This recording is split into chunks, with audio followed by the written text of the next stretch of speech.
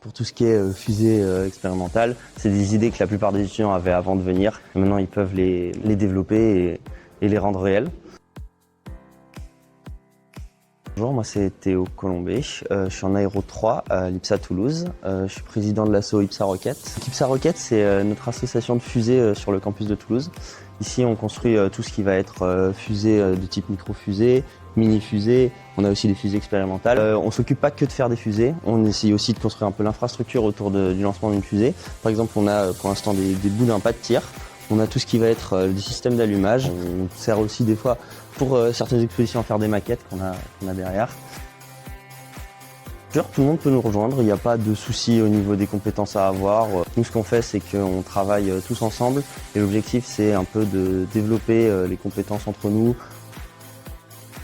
Il y a beaucoup de choses en mécanique qui nous permet un petit peu de comprendre comment fonctionne la fusée. Sur les projets un peu plus expérimentaux qui partent au C-Space, là on a des applications cours directes où on va vraiment utiliser tout ce qu'on voit en mécanique, en aérodynamique pour les appliquer, pour faire nos calculs, pour remplir les dossiers, les rapports pour le CNES. Il y a beaucoup d'utilisation de logiciels 3D pour les conceptions.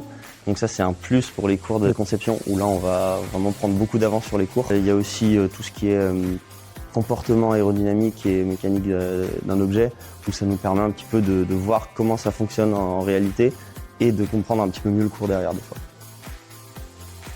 Alors cette année pour le C-Space, on a deux fusées. On a une fusée qui devrait passer le mur du son, donc qui s'appelle Hyperion. On a une maquette juste ici. Sur le projet Hyperion, énormément de travail au niveau du gain de masse sur la structure et du travail un peu aérodynamique pour maximiser les performances de la fusée. Pour l'autre projet, elle s'appelle 1K, c'est une fusée de 2 mètres qui a pour but de tester un aérofrein et d'en déduire un coefficient de traînée sur la fusée. Sur 1K, on est moins limité au niveau du poids et de la taille, donc on se permet d'avoir une fusée un peu plus grande avec plus d'espace pour mettre toute notre expérience à l'intérieur, où là on va vraiment se concentrer sur la partie mathématique et physique de la chose pour faire nos calculs et en déduire nos coefficients.